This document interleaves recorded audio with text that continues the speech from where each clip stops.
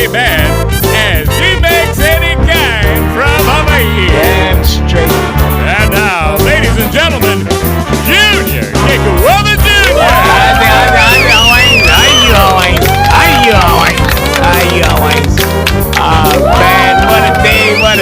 what a day for a podcast. Mahalo. Thank you. And aloha from the land of aloha. Yes, we're coming to you from a little grass shack in the middle of, well, never mind. We're coming from beautiful Hawaii. Yeah. And we want to just, start with the attitude of gratitude as we normally do, because it's policy. We have to start your day with gratitude too. It'll really help. So we want to just thank everybody who's tuning in. Our all-time high for women is like being achieved right now, and so they're up at 35. What is it? 30. I gotta check it out. It's 33.2%. Men are 66.5. Boys, mahalo. Thank you, boys. They're still in there. Not specified. So what's happening is there's a lot of non-specified people in our demographics now, 0.3%. That's pretty high for that. And that's because a lot of people are like pulling us up on their desktops at home. People work at home now, so there's a lot of people there.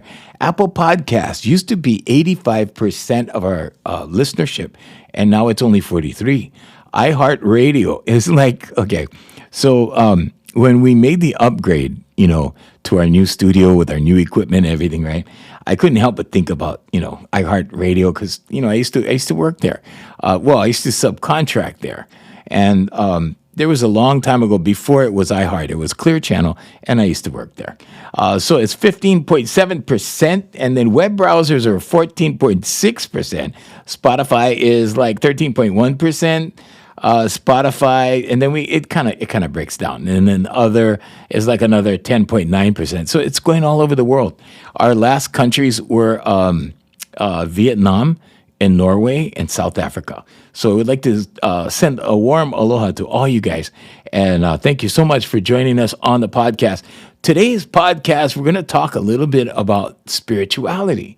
We're going to talk about spirituality a little bit. Now, a lot of people, when you say spiritual, they think church. You say it with me. You say spiritual, they think church. Okay. When I hear the word spiritual, that's not what I think. Okay. And, maybe I've been doing this for so long now, like, maybe it's just a new kind of deal for me or whatever. But see, when I say when I hear spiritual, right, I think the energy in the human being. That's what I think. Okay, now I know there's a spiritual community, right? No disrespect to you guys, love you guys. Love the religious community, love you guys. I really think that, we need to acknowledge whatever that is that we're connected to, okay? Because I can tell you, Hawaiians, God is real. Whatever that is to you, okay? Your higher power, your higher self, it's all real. It's very real, okay? And not only is it, very real, but it's very beneficial, and you can benefit from it. And you do benefit from it whether you realize it or not. The law of attraction is real, whether you think it is or not. Now, some people have, some people have different ideas about what that is. They go, well, that's from the devil, that's like witchcraft. You can't do that. You can't manipulate stuff. I'm like, well, if you use manipulation in the negative, that word in the negative form, because it has a negative connotation to it, manipulation, right? But if you change that to like alchemy, and you start talking about, that kind of gets too deep for people, and people start backing off, and, they go, oh, no, that's wrong. That's, no good. But here's how I look at it, right? Everything is energy, and science is proving more and more every day that we are connected, to so many levels, like at so many levels. I mean, more than you would think. And so science is starting to prove a lot of stuff that people are hypothesizing about, and things that we've known for a long time, like prayer gets answered. Prayers do get answered. Okay, so when you pray, I mean, things come out, and I've done this. Now I don't know if prayer really works, or if it's the fact that like you believe in what you're asking for, because that's in the Bible. Ask, believe, receive. That's in the Bible. It's in Mark, in the Gospel of Mark. But is it really that, or is it us? Like sometimes Jesus Christ said in the Bible, "Ye are gods," talking to us humans, right? And when you think about it, you go, well, wait a minute. Now, if I have this power, if I'm sending out vibration, if I have this kind of, attraction ability, if I'm actually, taking the steps and things like just miraculously fall into place and things just kind of happen like that. Like, is it God, or is it me, or like, what is it? Right? Because if you think long and hard about this stuff, you got to go, wow, yeah, I do have the power within me, you know? So here's the place I come from. Like, I come from the place that energy that is within you is linked to everything. And I believe God is in everything, or the creator is in everything, because the creator is of everything, right? And, you are actually making an impression on this everything, the all that is. Okay. And whether you want to call it God, or you want to, I say God because it's relatable. If I say God, people know what I'm talking about. If I say the unseen, they're like, what? Like, they kind of, hey, uncle, what you talking about? That kind of thing. But all that is, okay, all that is, it just is. And this life that we have just is. We are just being. Okay, we are beings that are just being. Now, the non-existent, everything that does not exist is in non-existence, and everything that is in non-existence, right, is non-existent. I mean, that is the essence of non-existence. It doesn't exist. It's not there. But all that is. You see, so the things that you see, like the blades of grass that are intelligent, the things that you see, like flowers and trees. Did you know trees communicate with each other? They communicate with each other. They communicate with each other. They lean towards each other. They gravitate towards each other. They communicate through their roots. And you can talk to plants. I mean, and they respond, but they respond in the plant way. They respond in that way. But experiments were done like time and time again. Because people want to make that connection with the all that is.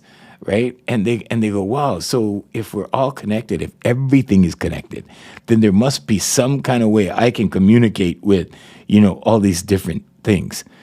So man is always trying to swim with the sharks, here, Sharky, pet the sharks.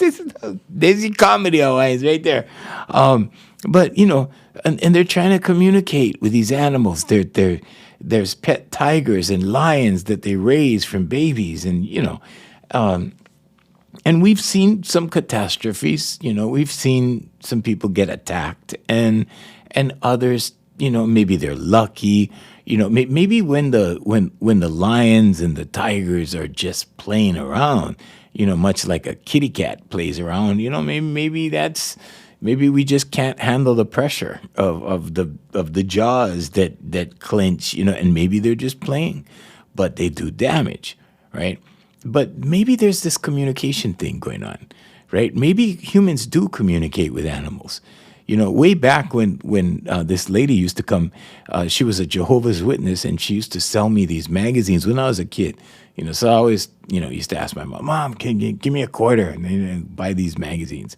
Because I really felt for the old lady, right? I thought, wow, she's old and she's going door to door selling her magazines. So I wanted to, make it worth her while and buy a magazine from her. Felt sorry for her, like, oh, this poor old lady.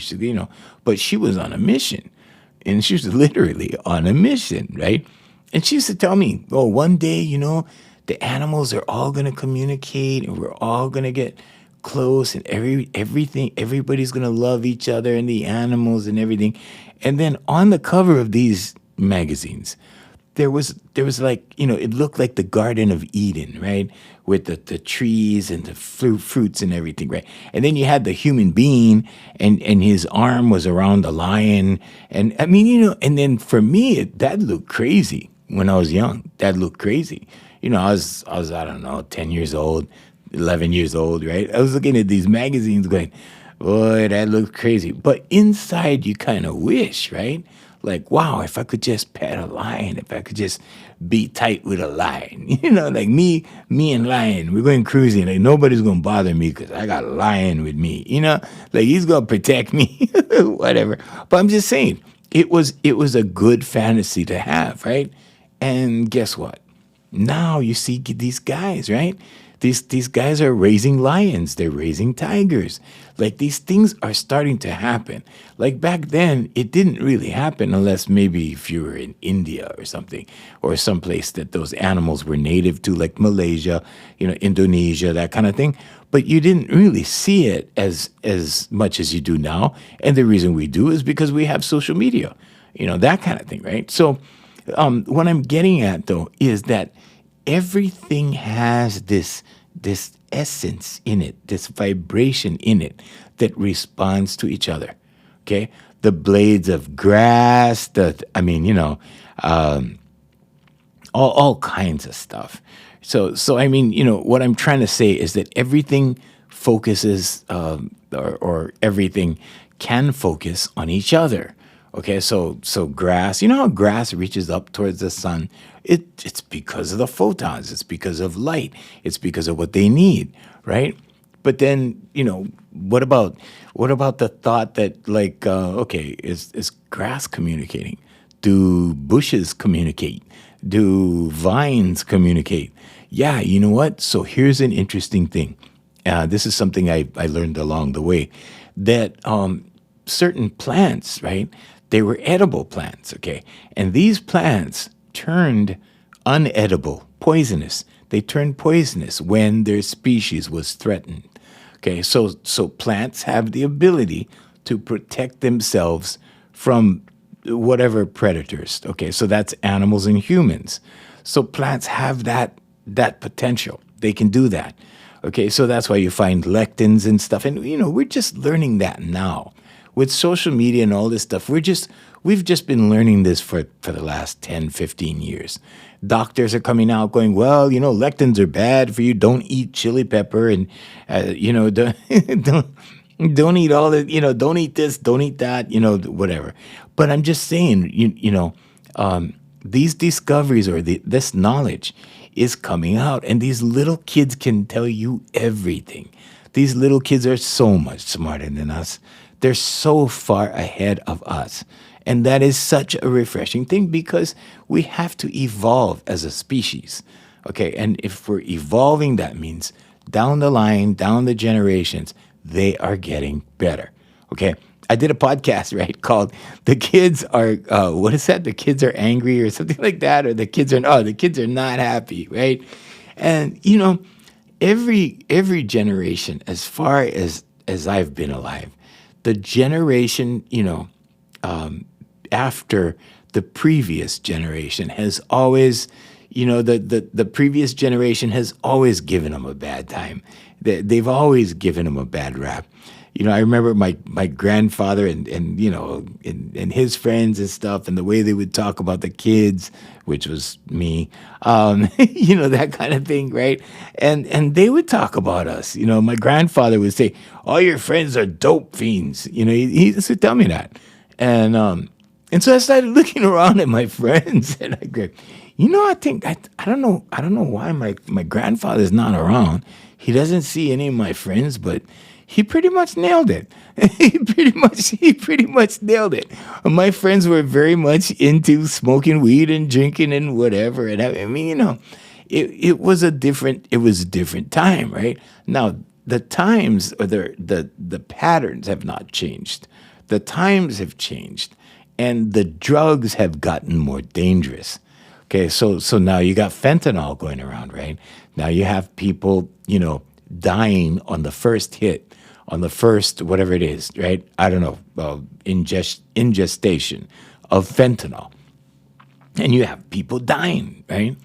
And so things are much more dangerous now, and so it really boils down to a battle of good and evil, because you have the dark side or the evil side, whatever you want to call it, okay. But that is part of the what is, okay. So there's positive, negative energy. There's good energy. There's evil energy. So you gotta deal with both.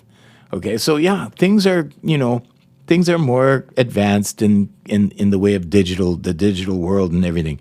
But then you got that stuff. And then you got those people that are doing those things. And yeah, there are bad people. There are people that are, thriving upon things that are not good. And it's okay. I mean, it is what it is. But I'm just saying, like, let your children know and let your grandchildren know. And those of you that don't have children yet, be prepared, because things are going to get worse in that respect. So the bad things are going to get worse and the good things are going to get better. And together it will all balance out. But I think, what I really want to get across is that you can decide which side of the fence you want to be on. You can decide which way you want to go. You can decide what you want to manifest into your life. And people are, unaware that all of this communication is happening around you. All of these vibrations are happening around you. All of these plants are communicating, okay? These animals are communicating. Everything is communicating. The all that is communicating. And that's what we call consciousness. And that's what's a part of the manifestation process. So the manifestation process, right, and the way that's working, just look around you. Look around and what you see in your life. That is the result of what you were thinking about. That is the result of what you wanted. Now, if that's not what you wanted, the good news is you can change it. You can change it, okay? So all you got to do is manifest the other things that are not there, or the things that you wish were there. There was a time in my life when I looked around me and I went, geez, oh man. I looked around me, and now when I get up, and I go to the office and stuff, and I walk into my office and I look at my collector guitars and stuff, or I just whatever. I'm not flexing. I'm just saying the world is different now for me, right? But my journey is like towards the end of the road now. See, so it took a lifetime to do that. It also took a lifetime to learn what I know. It also took a lifetime to play guitar the way I play. I mean, and so now when the young kids ask me, "Oh, uncle, like how long does it take to like learn how to play the guitar?" And my answer is a lifetime. And the reason I say a lifetime is because it keeps evolving, like the kids, right? Like the generation of kids that are being raised on tablets now and high speed internet and that kind of thing, right? So back in the day, we didn't have all these resources, okay? But we did have intelligence, because everything is intelligent. So sorry, Owens. Every time you hear me do that, I'm just getting some water. No worries. But you see, the intelligence in all communicates with all. Okay, so the vibration that you put out, if the vibration is good vibration, a good vibration will come back. Something along a good frequency or a matching frequency will occur. So when two frequencies get together, or two, of the same wavelength, right? They expand, they grow bigger. So guess what happens when you make a connection with somebody in your own frequency. Okay, you guys resonate. You resonate with each other. I mean, this is simple fifth grade science, maybe fourth grade, maybe third, you know. But I'm just saying, like, you know, a lot of people are so busy, and this is the issue. People are so busy, you know, on that mouse wheel that they don't have time. And they don't have time to, like, you know, like they say, you stop and smell the roses. That's an old, you know. I think my mom used to say that or something. You know, that's like a long time ago. But I mean, you know, that's an expression, and that means to, hey, look around you, take the time to enjoy this life that you were given. You know, a lot of the young children now, they have the right idea. They see our world and they look at it and they go, wow, this is really screwed up. I mean, you know, because they see the good and bad, right? But you can't hide the bad from children. You can't disguise it. They see it for what it is. I've worked with kids for 35 years, okay, and I can tell you that little kids have a lens that you don't have because you've been conditioned, but the little kids haven't been conditioned yet, right? And they will say stuff, and they when they look at things, they see the truth. They see right through you. Okay, so you can't kid a kid. You know, there was this old commercial about cereal on Saturday morning cartoons. They say you can't kid kids, and no, you can't. You cannot kid children. You can't fool them. They see right through you. Okay, but today's children are very, very different. Okay, and they're very gifted because they come with knowledge and they're raised on tablets. Now, manifestation, right, is going to get to the point where, I mean, you know, look at it right now. We got 3D printers. Okay, so they can print up all kinds of stuff. Okay, and when these printers, you know, get, you know, I want to say more distribution, and you know, more people have access to them, people are going to be able to print up stuff. You know, the things that we think are valuable right now are going to be absolutely nothing. I mean, really, when it all boils down to it, you know what's important? Your knowledge, your experience, your mentorship, your helping someone else do something or get to where they want to be. You know, that's the fastest way to succeed. And so I've always added this into my formula. And I mean, you might want to try it. It might work really, really well for you. Because we did it a long time ago. So you know, there were three of us that started VoiceMaster and VoiceMaster Enterprises, and VoiceMaster Enterprises had a policy, and our policy was we got to help people, no matter what. We're going to help people. So the goal of VoiceMaster Enterprises wasn't to make $1 billion. It wasn't about that at all. It was about how many people we could help. Because here's the thing. This is what I'm going to lay down for you guys. All three founders of VoiceMaster Enterprises had disabilities. All three of them. Okay? Me with my ADHD, okay? My best friend that was blind, and we met and befriended someone who now calls me, you know, her Hanai dad. Okay, this girl, right, that had a mild case of cerebral palsy, and she walked with crutches. Okay, but here's the thing, right? When the three of us, three of us met in different time stages, but then at the point where, you know, we saw this girl and what she was going through, and you know the kind of I don't know, struggles that she was having at home, you know, we decided to offer her to, hey, you want to come with us? And then when she came with us, it was like, hey, you got to do something. You can't just, you know, whatever. So what I did was I taught them how to cooperate. Okay. So for example, right, like my best friend was blind, so he could do certain things that she couldn't do because she had a physical disability, right? You know, and I could do things that they couldn't do, like drive the car. I mean, you know, so there was everything kind of fit in there. But the reason why I'm mentioning this is because I learned how to manifest, and I learned the greatest lesson of manifestation from this girl that lived with us, right? And we took her in when she was 18. She was 18, she came with us, and she was with us for 12 years.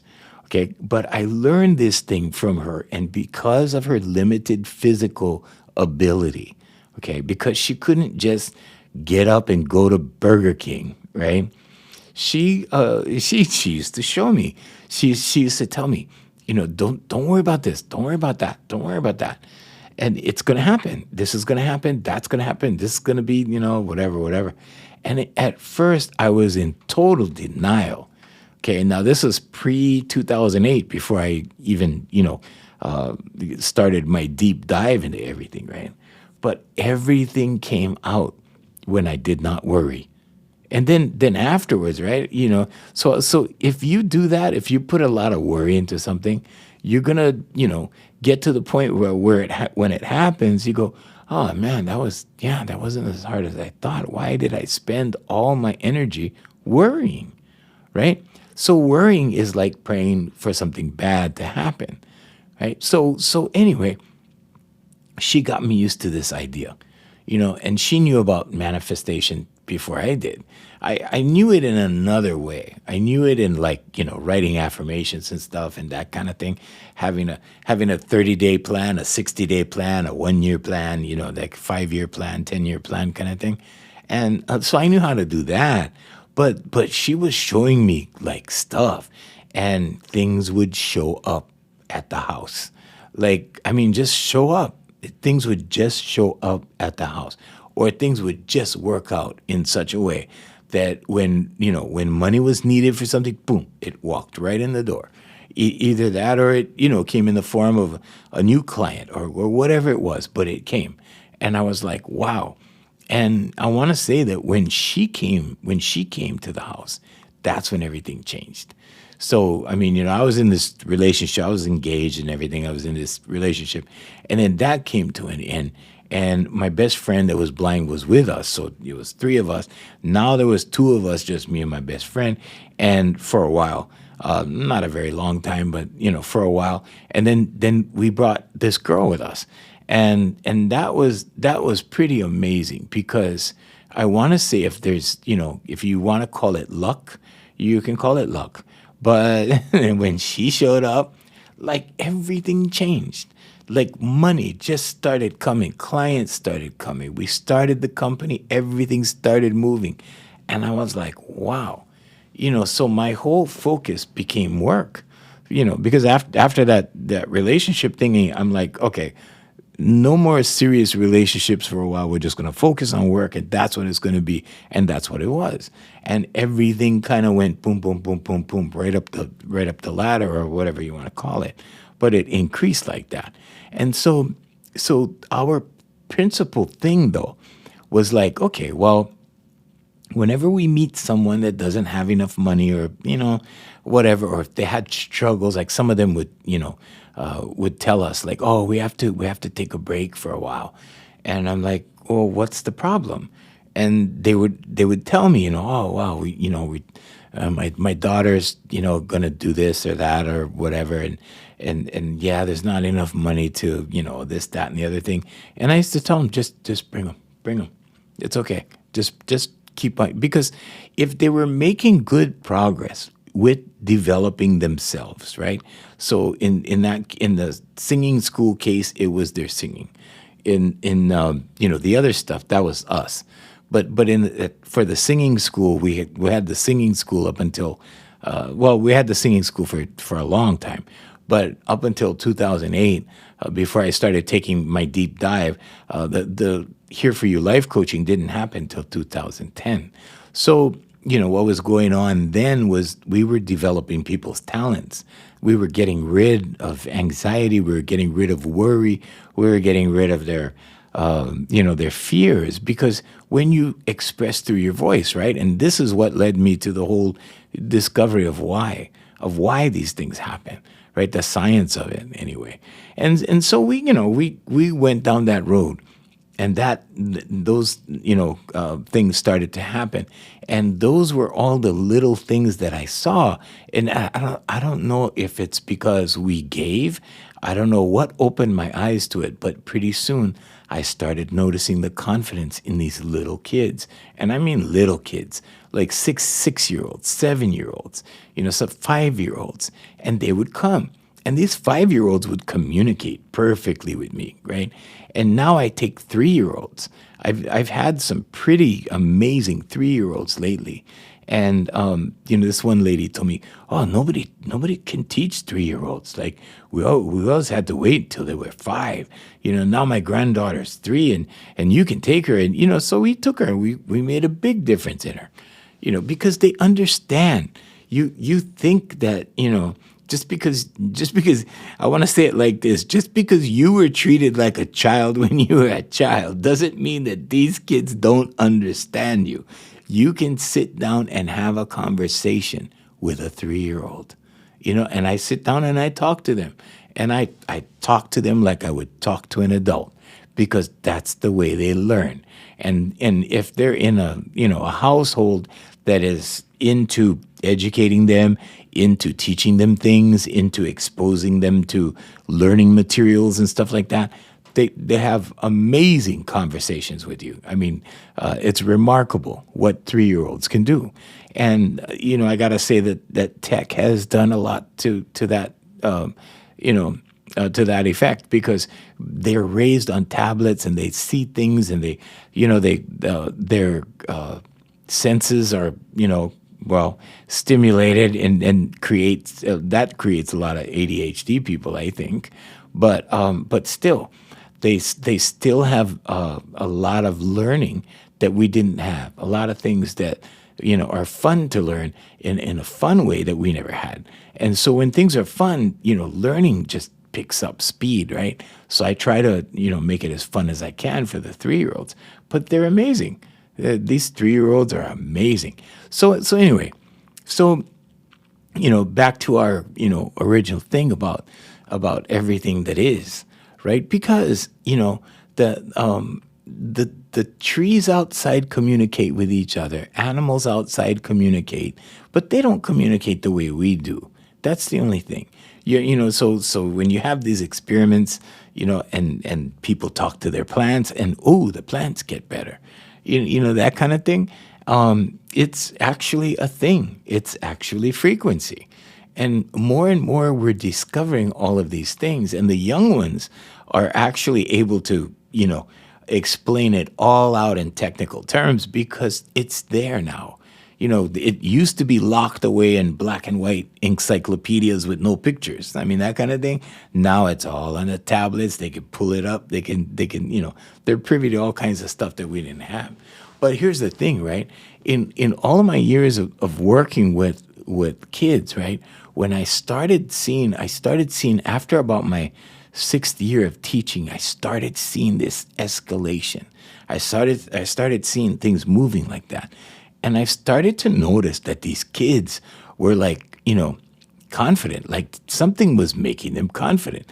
And I mean, we would just push them as far as they could go. And they would like do remarkable things, young kids. And, some of them were really, really shy when they came, right? But with the method that we put together and the way we taught, it was just like, it kind of opened the doors for them. So they, and it was also a safe space, okay? Because my friend was blind, right? They knew he wasn't looking at him, right? So they weren't afraid, and they, so I thought for a while, okay, that's the reason. But then, even with me when I was teaching, like we would teach together sometimes, most of the time, because we were always there. I was working on paperwork outside in the office, and then I'd come in and teach and go back and forth kind of thing. And so I had my work to do, and then I'd come in and teach for a half hour. And then I'd go back and do my work and come back and teach for a little bit, that kind of thing. And when I started noticing these spikes in confidence, I'm like, what's doing this? And right around the same time, the internet, was really popular. YouTube was popular and stuff. And I started working with these guys on the radio where the boss said, well, you guys can only do 3 breaks an hour. So I'm like, 3 breaks an hour, like, and to me in my mind, it was like a waste of, like, why are we there then? If it's just 3 times an hour, why don't we just record the thing and go home? I mean, so and that was a bad way of thinking about it. That was a bad attitude, but so I said, okay, well, you know what? I'm going to bring my laptop to work, and I'm just going to be watching lectures in between those 3 breaks an hour. And I must have gone through, I don't know, like tons and tons of lectures, and tons of stuff, everything you can think of. And so I like to learn, and that was my opportunity. Now, what I always say about the mouse wheel, right, is that the difference between me in that scenario, or in with me in other scenarios, is that I have time to study. I have time to take that deep dive, because I design my life like that. Now, you can design your life any way you want. Okay, a lot of people feel, okay, I want to say it this way. A lot of people feel that they need to do a certain thing a certain way. They feel they need to, have 3 jobs, because then they can make ends meet. They feel that they need to always be on the go so they can be productive. Okay, so I'm here to tell you that you need not feel like that. I'm here to tell you that you can use a pen and a writing pad, and you can bring things into your world, including time. Okay, I'm going to say it again, including time. There you go, Hawaiians, okay? Including time. Now, you might say, like, how do you do that? Okay, write this affirmation down. I am so happy and grateful now that I have an abundance of time. Okay, and write that out, because you know what? Time is not as fast as you think. Okay, because you're so busy, and because you're so distracted, and because, of all the stimuli going on, right? You think that, wow, time is flying, and we're on this, we're going through space at 65,000 miles an hour, right? All that crazy talk, right? And oh yeah, the Earth is rotating, and we're flying through space, and and the stars are all in the same place, but they're all following. So this whole big cavalcade of planets and stars and everything, they're all barreling through space, and there's some aspects of science that are a religion, okay, but the basis of, or the point of all of this, okay, is that if you want time, write an affirmation for more time. You will receive more time. Ask and ye shall receive. Okay, it's in so many holy books. It's not just in the Bible. It's in many holy books. Ask. The problem with people is they don't ask enough. Okay, and then when they ask small, right? Humble. Okay, well, I just want a little. I just want enough money to pay bills. Okay, all right. What about splurging on this, that, and the other thing? Oh no, that's I just need enough for bills. And that's all you're gonna get if that's how you think. Okay? So you have to expand your thinking. Years and years ago, when I began this journey, right? Because I guess my mom is an educator, she gave me a book. And in the book, on one page of the book, in huge letters, it said, "Think big," right? And I was like, wow, because that was me when I was 10. That was me when I was 12. That was me doing cartoon voices, in front of the television, telling my mom to get me an agent. I mean, crazy stuff like that, But I was ADHD, right? I needed a job. My brain needed a job, And the only reason I talk about that, a lot of people hear me mention that now a lot. And, people go, oh, I knew something was wrong, but I never know it was that, that kind of thing. But the reason I mention it a lot now is because I gave a talk at a school, at an intermediate school. And the kids, I just happened to mention that I was ADHD, because I was, saying, okay, how many people how many people over here have ADHD? Raise your hand. And everybody looks around, and of course, some brave ones raise their hand, right? Because they're not ashamed of the game, right? They raise their hand. And so I go, well, I have ADHD. And I started to tell my story. And I started to tell him about, how I started this business, then I started that company, then I did this, then I went, I did my entertainment, I recorded these albums, I did this, we did this, that, whatever. But it wasn't in the bragging sense or the flexing sense. It was in the you can do this too sense. Like you can do anything you want in life. And that's what I was trying to get across to these kids. And these kids were on the west side. And that's where the challenges are. That's where the hardships are on this island. Well, maybe not all, okay, but a lot. Okay. And kids need, I want to say some sort of hope, some sort of, there's something out there for me kind of thing. Because when I was young, it was the same thing. We were looking for it, like, okay, what's out there? What can we do? And I had all these plans when I was young because I had this disability. And a lot of people, I don't even call it a disability anymore. I call it a superpower. I mean, and a lot of these people that have ADHD, I mean, you name it. A lot of these, I want to say, disorders, so to speak, right? I mean, look at people, look at the savants of the world and how they play piano. I mean, and my friend was blind. He was a musical genius.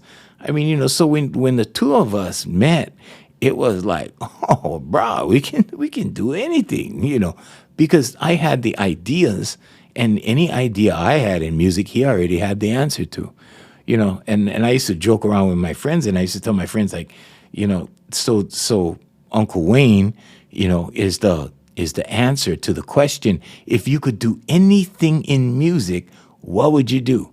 And the answer was Uncle Wayne. That was him. That was Wayne.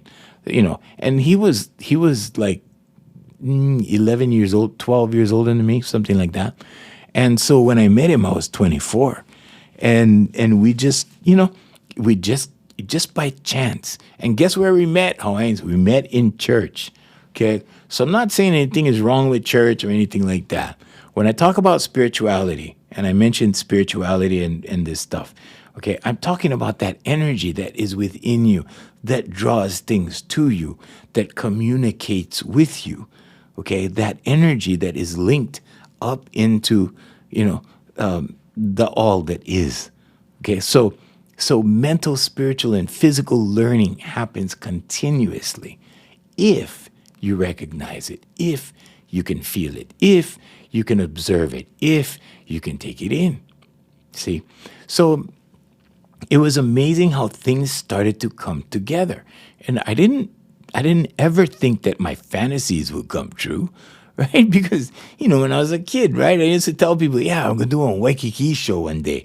And my friend goes, oh, bro, you're living in your fantasy world again. You're living in your fantasy world, And I got to tell you, Hawaiians, when I was standing on a stage in Waikiki, right, when my fantasy world became reality, and when I was standing on stage in Waikiki, I was like, wow, there's nothing to this. I'm like, this is just one big baby party. I mean, that's actually how I felt. I mean, that's what I was thinking when I stood on the stage in Waikiki, and I finally got there. I thought there was gonna be some kind of feeling like, okay, I got here, like I'm here. No. There's no feeling like that. Okay, the guys that are doing showrooms anywhere in the world go to work like anybody else. It's just that they choose that over, maybe pushing a pen around all day long or whatever they're doing, right? Because there's the really successful pen pushers and there's the really successful showroom people, entertainers, and then there's the really successful ditch diggers. I mean, those guys driving the backhoes and stuff, operating backhoes and stuff, they make a lot of money, okay? So it's not like, it's not like you just have to choose what you love. You just have to focus on two things, the people you love and the things you love. That's it. And when I say things you love, I'm not talking about diamond rings and, that kind of thing, although that's part of it. But what I'm saying is the things you love to do. What do you love to do? Some guys like, I can name some of them. You probably wouldn't know because they're here in Hawaii. But I could name some of these people that are famous for surfing. I could name some of these people that are famous in sports in Hawaii. And they're famous here in Hawaii, but that's what they want to do. So, their dream wasn't, anything but. And a lot of these people, especially the kids now are focusing on what they love because they see the system. They see right through it. Okay. And when they see through the system, they get it. And they go, oh, okay, so we don't have to be pressured into law school. So we don't have to be pressured into whatever. Like if that's their thing, they will gravitate to it. If that's their calling, they will find it. It will reach out to them. It will call them. It will pull them in. They'll get the idea, So anyway, but yeah, that's the way the law of attraction works. So sometimes the non-efforting works where you just, do absolutely nothing and things happen and you go, whoa, how did that happen? Right? I was just writing affirmations for it. I was just praying for it. That's all I did. I just prayed. I just wrote affirmations and prayed. That's all I did. And boom, it showed up. How did that happen? Right? I told a story on one of the podcasts. I used to write for dates that way. I used to just sit down. I'm so happy and grateful now that I have a playmate. Thank you. That was my affirmation right there. And guess what? In 2 weeks, man, this knockout showed up. She was a dime. She showed up in my front door. I'm like, what? Well, my office door, not my house, but yeah, nobody has stalked my house yet, Hawaii.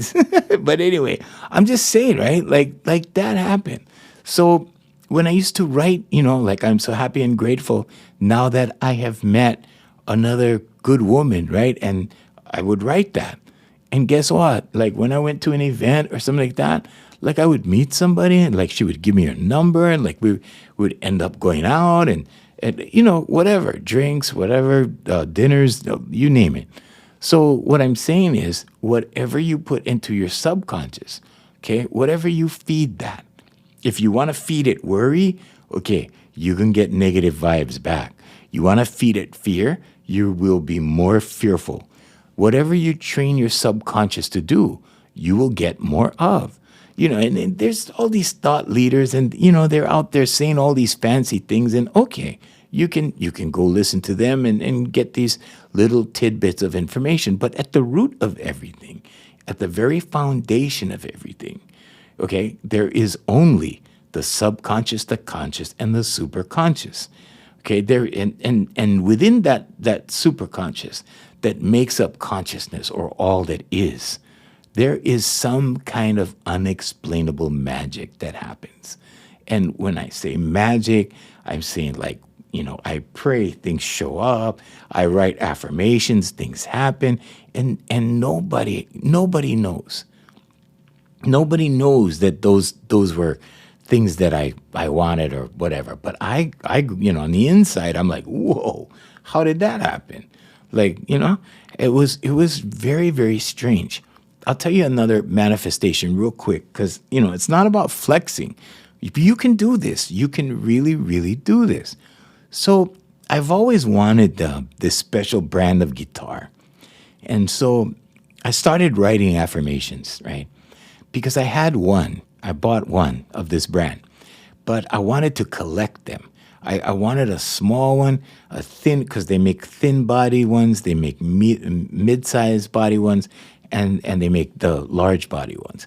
And so I had a mid-sized one. I didn't have a small one and I didn't have a big one, right? So those were my goals.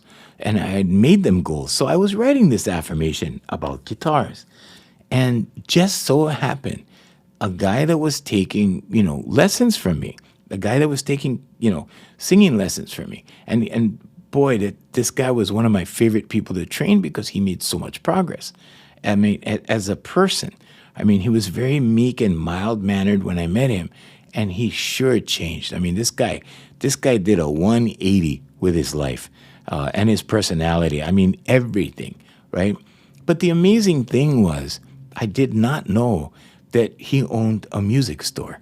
I didn't know that he at the time that I knew him, he had just sold it because he wanted to retire or whatever, and so he sold his music store, and it was a guitar shop, and so one day, right, and I'd been writing these affirmations. In fact, I posted it on Facebook a few times.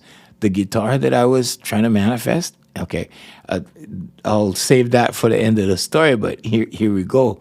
So one day we're just talking, right? And we were talking about guitars, or I was talking about, like one day I'm gonna get, this certain guitar or whatever like that. We had a guitar conversation because he would bring different guitars to his lesson and he would play and sing. So, it was kind of interesting, right? Because, the guitars, and so that provoked some conversation. And he said, I have some guitars in storage. I'll bring them by. I'll bring a couple by, and you see what you like. And so he brought two guitars, and just dropped them off with me. He goes, here, you just try them, whatever, see if you like it. So he dropped off these two brand new guitars, still in the, brand new cases and everything. And so he just dropped in with it. So I was very happy to try these guitars. I opened, one case, and it was the same brand that I wanted. Both of them were that brand that I wanted, right?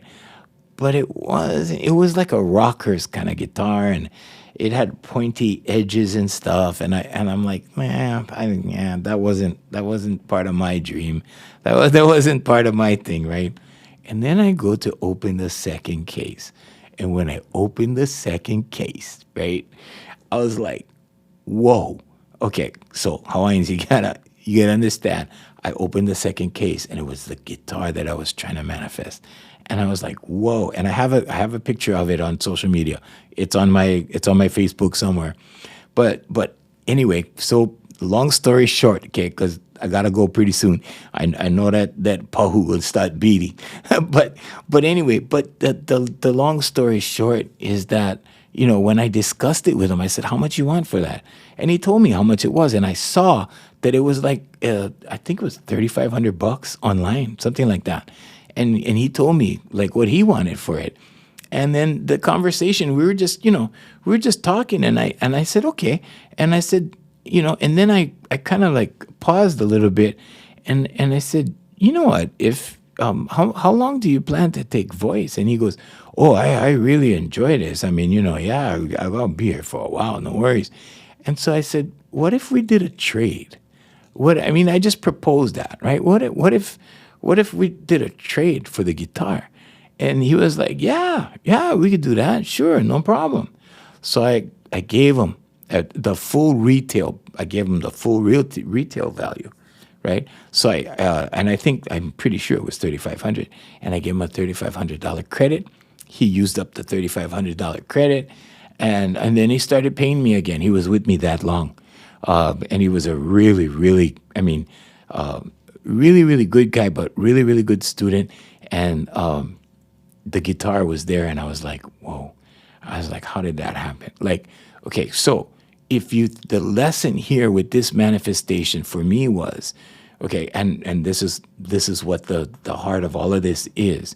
If you think the only way that you can get something is with money, or if you think that the only, like, oh, I gotta wait till I have money to do this, or yeah, I need money to do that, or whatever, then you're suffering from limited thinking.